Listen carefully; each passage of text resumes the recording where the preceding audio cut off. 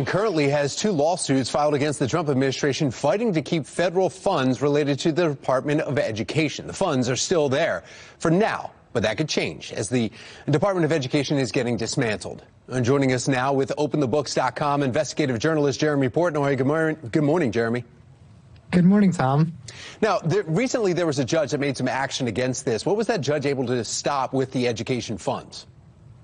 Right, so there's 2 lawsuits going on here. There's a federal judge that just ruled that the Department of Education's move to claw back COVID-19 relief funds is on pause for now. There's going to be a hearing in June to decide more.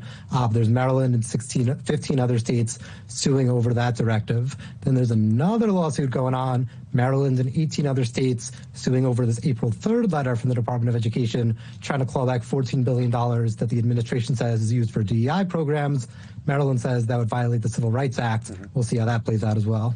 Jeremy, I mean, we're showing on the bottom of your screen right now, it says close to $1 billion for Baltimore City Public School System's payroll. So we're showing that, but how much is actually coming from the federal government to help the state of Maryland? So the Maryland Department of Education, they get about $300 million from the federal government per year. That's most of their budget. 70% of their total budget comes from the federal government. Then on top of that, Washington's trying to claw back $232 million of COVID-19 relief funds the state got. Most of that's already been spent or allocated to specific programs. It was sent back in 2021. Maryland's gotten 2 extensions so far to use it. They told them in February they had until 2026. Now Linda McMahon saying the states had ample time to spend this money. Right. We need it back.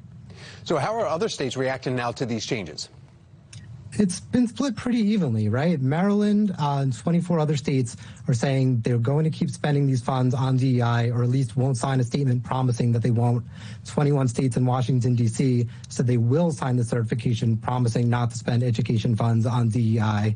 And then in terms of the COVID funding, again, a pretty even split. The states that are suing are mostly in the Northeast, Maryland, Delaware, New York, New Jersey. So they still have access to these funds for now. The states that aren't suing, those funds have been frozen since March. Some of them have submitted appeals on an individual basis to try and get the funding unfrozen for certain programs. Most of those have been denied. Jeremy Portnoy with OpenTheBooks.com. We appreciate your expertise, and we'll continue following this story. Of course. Thanks for having me.